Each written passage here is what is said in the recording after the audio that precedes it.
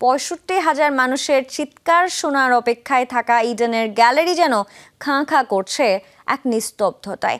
উদ্বোধনী দিনের ম্যাচে গ্যালারিতে দর্শক সংখ্যা ছাড়ায়নি ৩,০০০ও। উইন্ডিজের বিপক্ষে যেখানে বাংলাদেশের খেলার কথা, সেখানে লড়ছে আইসিসির বিকল্প নেয়া স্কটল্যান্ড। মাঠের লড়াই ফিরলেও ফিরছে না গ্যালারির উন্মাদনা।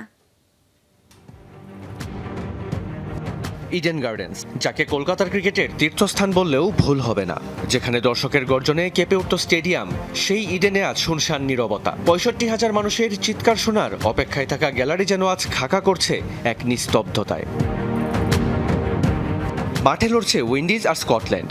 মাত্র গ্যালারিতে দর্শক মাত্র ২,৯১৭ জন। ৬৫,০০০ স্টেডিয়ামে এই নামমাত্র উপস্থিতি দেখে খোদ আইসিসির কর্তাদের কপালে এখন চিন্তার ভাঁজ।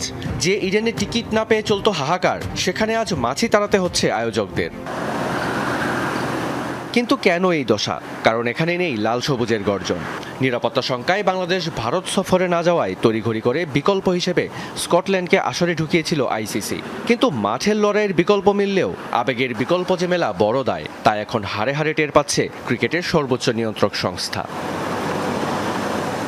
গ্রুপ পর্বে বাংলাদেশের 4টি ম্যাচের 3টিই হওয়ার কথা ছিল কলকাতায়, আর একটি মুম্বাইয়ে। কলকাতার ক্রিকেট প্রেমীদের কাছে বাংলাদেশের দল মানেই ছিল ঘরের ছেলের লড়াই। কলকাতার বাজার থেকে শুরু করে ময়দান, সবখানেই ছিল টাইগার ক্রেজ।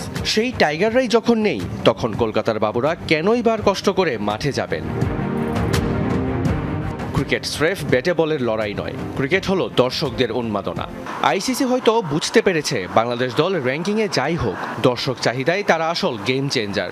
ইডেনের এই শূন্যতা কি তবে বিশ্বকাপের শেষ পর্যন্ত আইসিসির পিছু ছাড়বে? প্রশ্নটা এখন পুরো ক্রিকেট বিশ্বের। রিয়ান রাফতি, যমুনা স্পোর্টস।